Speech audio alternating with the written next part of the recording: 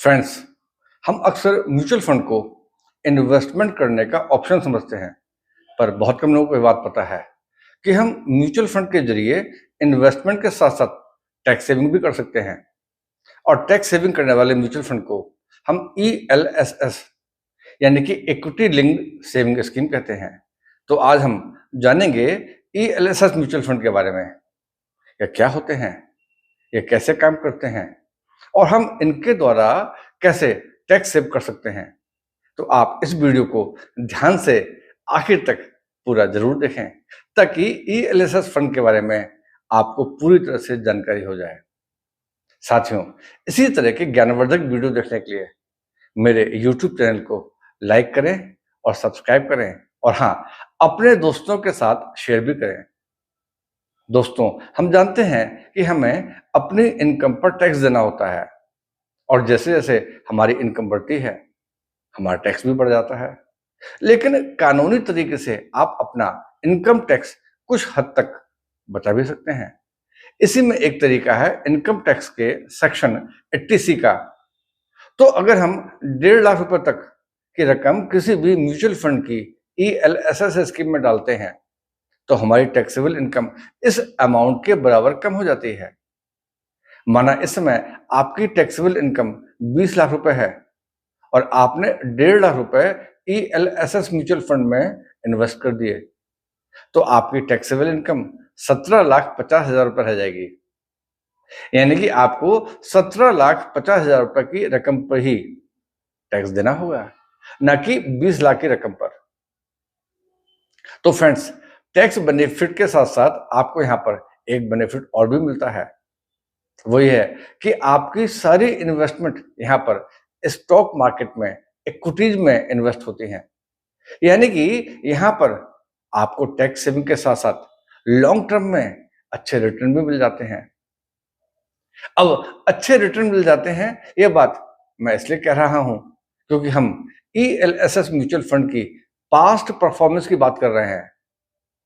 तो जब मैं बात कर रहा हूं टॉप 5 म्यूचुअल फंड के कंपनीज के ELSS म्यूचुअल फंड की, जो पिछले 5 सालों में अच्छी परफॉर्मेंस दे चुके हैं।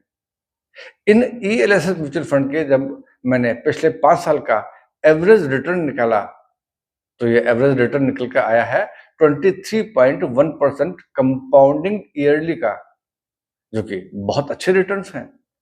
तो जब मैं थोड़ा सा और कंफर्म होने के लिए इन टॉप 5 म्यूचुअल फंड्स कंपनीज के ELSS फंड्स के पिछले 10 साल का एवरेज किया, तो अब की बार ये एवरेज निकल के आया around 20% compounding yearly. Again it is very good return. तो friends, ELSS mutual fund tax saving scheme के अंदर अकेली ऐसी इन्वेस्टमेंट बन जाती है जो आपको लॉन्ग टर्म में बाकी टैक्स सेविंग स्कीम्स के मुकाबले बहुत अच्छे रिटर्न दे सकती है। अब सवाल उठता है कि ELSS म्यूचुअल फंड किस कैटेगरी का म्यूचुअल फंड है? क्या ये लार्ज कैप म्यूचुअल फंड है? क्या ये मिड कैप म्यूचुअल फंड है? या क्या ये स्मॉल कैप म्यूचुअल फंड है? तो इंटरेस्टिंग बात यह है कि ELSS म्यूचुअल फंड एक्चुअली में एक फ्लेक्सी कैप म्यूचुअल फंड है। यानी कि आपका इन्वेस्टमेंट यहां पर large cap, mid cap and small cap तीनों ही कैटेगरीज में आता है। फंड मैनेजर के पास यहां फुल फ्लेक्सिबिलिटी होती है कि वो आपका एलोकेशन इनमें से किसी भी कैटेगरी में कितना भी अकॉर्डिंग टू मार्केट कंडीशन कर सकता है। वो हो सकता है लार्ज एंड मिड कैप में अपनी एलोकेशन बढ़ा दे, या large, mid and small cap में अपनी एलोकेशन बढ़ाए। वो मार्केट के हिसाब से फंड मैनेजर करता है। एक और इंटरेस्टिंग बात यह है कि ज्यादातर ELSS म्यूचुअल फंड ने actually flexi cap mutual fund को भी बीट किया है। अब बात करते हैं ELSS म्यूचुअल फंड ने एक्चुअली रिटर्न कितना दिया है। तो म्यूचुअल फंड में रिटर्न देखने के कुछ तरीके होते हैं। अधिकतर लोग ट्रेलिंग रिटर्न मेथड से रिटर्न देखते हैं, यानी कि आज जब वो रिटर्न देख रहे हैं उस दिन से 1 साल, 3 साल और 5 साल में और 10 साल में उस पर्टिकुलर फंड ने क्या रिटर्न दिए। जबकि रिटर्न देखने का यह सबसे खराब तरीका होता है, क्योंकि जिस दिन आप रिटर्न देख रहे हैं उस दिन से 2 दिन पहले, उस दिन से 1 हफ्ता पहले या उस दिन से 15 दिन पहले उस फंड के 1, 3 और 5 साल के रिटर्न डेफिनेटली अलग होंगे। तो फ्रेंड्स, रिटर्न देखने का मेरा तरीका है किसी फंड का रोलिंग रिटर्न देखना। इस तरीके में हम किसी तय की गई अवधि में किसी भी दिन अपना पैसा इन्वेस्ट करें तो उसका 3 साल या 5 साल का में एवरेज रिटर्न क्या बैठेगा। एग्जाम्पल, अगर आप 1 अप्रैल 2018 से हर दूसरे दिन लगातार एक तयशुदा रकम 3 साल के लिए इन्वेस्ट करते हैं तो पहली रकम के 3 साल 1 अप्रैल 2024 को पूरे होंगे। दूसरी रकम 3 अप्रैल 2021 को इन्वेस्ट करेंगे तो उसके 3 साल 3 अप्रैल 2024 को पूरे होंगे। तो तीसरी रकम आप 5 अप्रैल 2021 को इन्वेस्ट करेंगे और उसके 3 साल 5 अप्रैल 2024 को पूरे होंगे। तो इस प्रकार 1 अप्रैल 2018 से 15 मार्च 2021 तक कुल 1070 दिन होते हैं, यानी कि 152 सप्ताह और 6 दिन। अब हम हर सप्ताह से 2 नॉन वर्किंग डेज को भी मैनेज कर दें तो हमारे पास लगभग 766 वर्किंग डेज आते हैं। चूंकि हम हर अल्टरनेटिव डे पर इन्वेस्ट कर रहे हैं तो इस बीच हमने कुल 383 दिन इन्वेस्ट किया। तो इन 383 दिन के इन्वेस्टमेंट कैलकुलेशन से आपको जो रिजल्ट मिलेंगे वो बिल्कुल एक्यूरेट होंगे, क्योंकि 1070 दिन की इस लंबी अवधि में मार्केट कभी लगातार बढ़ेगा, कभी लगातार गिरेगा और कभी साइडवेज चलेगा। तो लगातार किए इस इन्वेस्टमेंट से आपको पता चलेगा कि लॉन्ग टर्म में आपका फंड अलग अलग मार्केट कंडीशंस में किस तरह व्यवहार करता है। एग्जाम्पल, मैं एसबीआई का ईएलएसएस फंड लूंगा जिसका नाम SBI long term equity fund है। एसबीआई का एग्जाम्पल मैं इसलिए ले रहा हूं क्योंकि एसबीआई को सब लोग जानते हैं, ये एक सरकारी कंपनी है।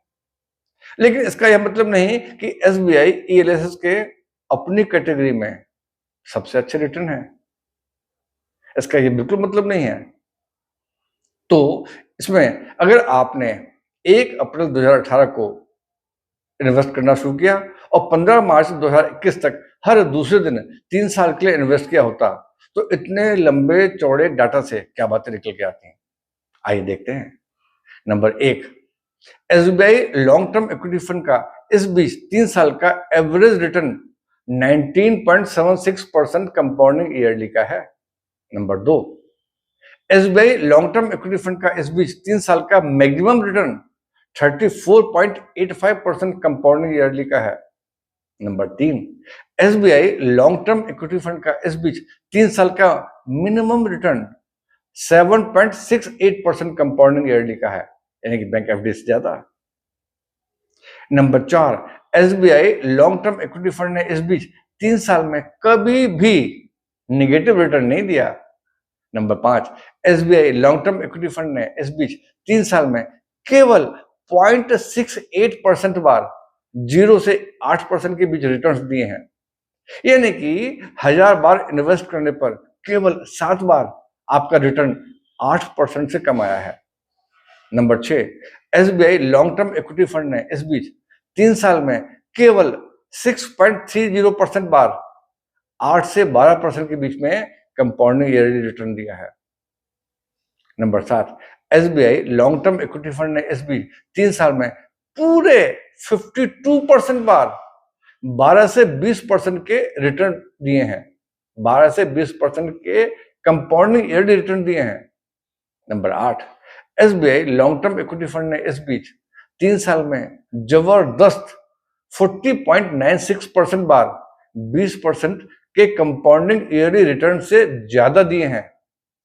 तो फ्रेंड्स, जैसा कि आप देख रहे हैं कि इनकम टैक्स में छूट के साथ इतने हैंडसम रिटर्न्स भी आपको मिल रहे हैं, तो इसका एक सबसे बड़ा कारण यह है कि फंड मैनेजर को पता है कि आपके द्वारा इन्वेस्टेड रकम 3 साल से पहले निकाली ही नहीं जा सकती और इस कारण फंड मैनेजर लंबी अवधि के निर्णय ले सकता है।